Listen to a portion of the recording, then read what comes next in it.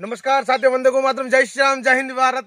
आज का जो विषय है आप लोगों के बीच में बहुत ही निंदनीय विषय आप लोगों के बीच में रख रहा हूं। हम सब लोग माननीय देश के प्रधानमंत्री नरेंद्र भाई मोदी जिनके समर्थक हैं, उनके एक इशारे पर हमने आज तक घर नहीं छोड़ा।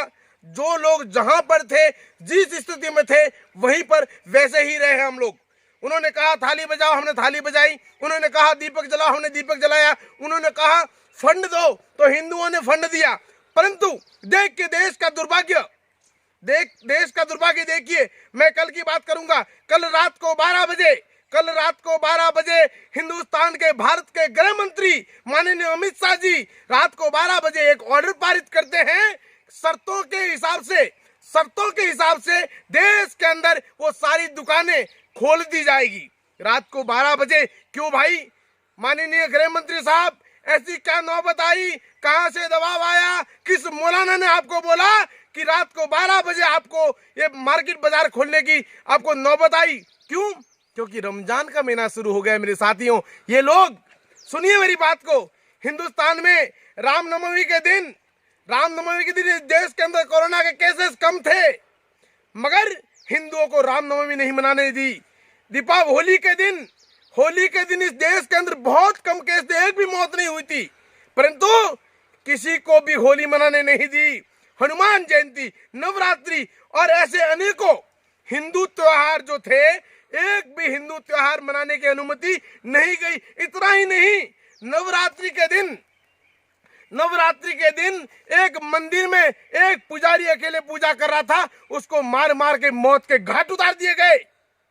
वहीं हिंदुओं के त्योहारों पर सब पे बैन लगाने वाले देश के प्रधानमंत्री नरेंद्र भाई मोदी जी ने और देश के गृह मंत्री माननीय अमित शाह जी ने, ये कौन सी आपकी कूटनीति है? ये इस्लामिक तुष्टीकरण की राजनीति क्यों कर रहे हैं? इसका कारण जब पूछता है हिंदुस्तान का हर व्यक्ति, हमें जवाब चाहिए। रात को 12 बजे आपने इस देश के अंदर बाजार कैसे खोला? क्या देश के अंदर कोरोना केसेस नहीं है? आज इस देश के अंदर 23 से 24 हजार तक पहुंच गया है मामला। सैकड़ों लोग मर चुके हैं। उसके बाद भी इस देश के प्रधानमंत्री और गृह मंत्री जी, ये उनका मुसलमानों का जो ये धार्मिक कार्यक्रम है, उसके लिए उन्होंने पूरे हिंदुस्तान की दुकानें खोल दी। इतना ही नहीं, मैंने देखा आज मेरे पास फोटो आया, एक टेबल कुर्सी लगा रहकर उन लोगों को फ्रूट खिला रहे हैं। क्यों भाई?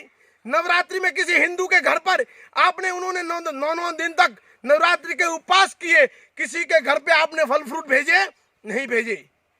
माननीय प्रधानमंत्री जी, हिंदुस्तान की जनता आपसे पूछ रही है, हमें जवाब चाहिए। आपका ट्विटर अकाउंट हैक हो गया, आपका ट्विटर अकाउंट ब्लॉक हो गया, या फिर आपके अंगूठे में कहीं दर्द है? विराट कोहली को बुखार आता है, आपको तकलीफ होती है? विराट कोहली को बुखार आता है, आपको तकलीफ होती है? आप उस पर प्रतिक्रिया देते हैं। जैसे ही रमजान का महीना शुरू हुआ, आपने तुरंत ट्वीट करके उनको बधाई दी। महाराष्ट्र के पाल घर के अंदर मरने वाले उन हिंदू साधुओं ने क्या बिगाड़ा था तुम्हारा? अभी तक आपकी जुबान नहीं खुली, एक ट्वीट नहीं उन लोगों के लिए, एक ट्वीट नहीं, एक बयान नहीं आप लोगों का। महाराष्ट्र में 70 साल के बुजुर्ग संत को पीट पीट के निर्ममता से उनकी हत्या की गई और आपकी जुबान नहीं खुल रही है। और यहाँ पर इफ्तार पार्टी दे रहे हो आप लोग, बधाइयां दे रहे हो आप लोग। ये कौन सी राजनीति करना चाहते हो? हमें जरा कुछ बताने की कृपा करें आप लोग।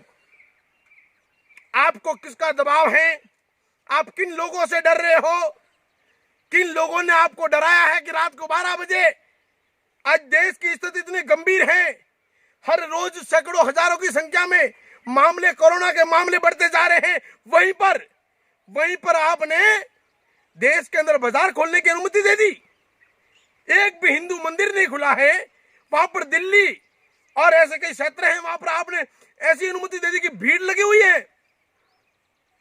अरे मोदी जी, आपसे ये आशा नहीं थी हमें। हम तो आपके बहुत बड़े फैन हैं, बहुत बड़े समर्थक हैं। आपको जिताने के लिए दिन रात एक किया था हम लोगों ने।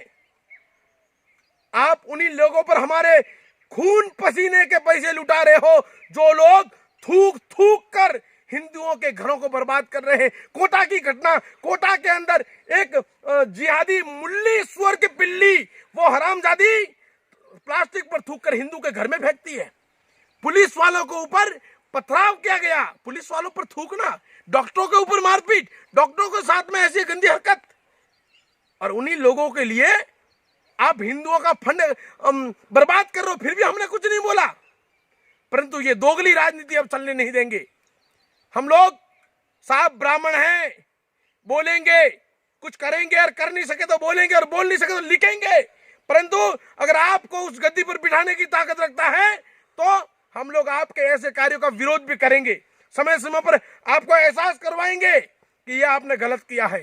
इसलिए प्रदेश के नौजवान साथियों, हिंदू भाई बहनों, आप लोगों से निवेदन है कि आपको जो ये अंधभक्त बने घूमे हैं, आप सभी को पता है कि मैं मोदी जी का सबसे बड़ा फैन हूं, और गौ रक्षकों ने, हम गौ रक्षक गुंडे हैं साहब, हम गुंडे हैं, गौ रक्षा करते हुए हमें गुंडे की पदवी मिलती है, तो मैं तो कहता हूं दुनिया का सबसे बड़ा गुंडा मैं हूं साहब। इन गुंडों ने आपके लिए बहुत मेहनत की, इन गुंडों ने आपके लिए बहुत मेहनत की, मगर आपने हमें यह अवार्ड दिया गुंडा वाला, फिर भी हमने स्वीकार किया, फिर भी हमने आपका सपोर्ट किया, आपका समर्थन किया।